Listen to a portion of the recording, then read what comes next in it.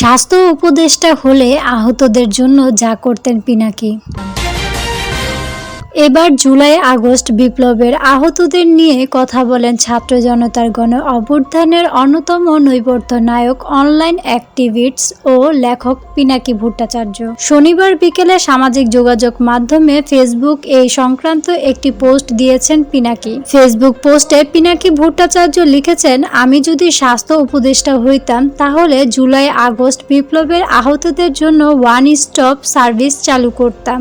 ঢাকা শহরে কোনো একটা কম ব্যবহৃত হাসপাতালের পুরোটা বা একাংশ নিয়ে কাজটা শুরু করতাম। আমি যেহেতু 6 বছর দেশে নাই, তাই জানি না কোন হাসপাতালের অবস্থা কেমন। যখন দেশে ছিলাম তখন সোহরাওয়ার্দী সবচেয়ে আন্ডার ইউটিলাইজ হাসপাতাল ছিল। পিনাকি ভট্টাচার্যের স্ট্যাটাসটি হুবহু তুলে ধরা হলো। আমি যদি স্বাস্থ্য উপদেষ্টা হইতাম তাহলে জুলাই আগস্ট বিপ্লবের আহতদের জন্য ওয়ান স্টপ সার্ভিস চালু করতাম। ঢাকা শহরে কোনো একটা কম ব্যবহৃত হাসপাতালের পুরোটা বা একাংশ নিয়ে কাজটা শুরু করতাম। আমি যেহেতু 6 বছর দেশে নাই, তাই জানি না কোন হাসপাতালের অবস্থা কেমন। যখন দেশে ছিলাম তখন সোহরাওয়ার্দী সবচেয়ে আন্ডার ইউটিলাইজড হাসপাতাল ছিল।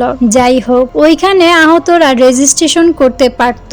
ওই হাসপাতালে আমি চক্ষু, thoracic surgery, orthopaedics, casualty, gastro intestinal surgeon, neuro surgery, ICU, high dependency unit, physiotherapy, psychology, counselling, plastic surgery, কৃত্রিম অঙ্গ স্থাপন ইউনিট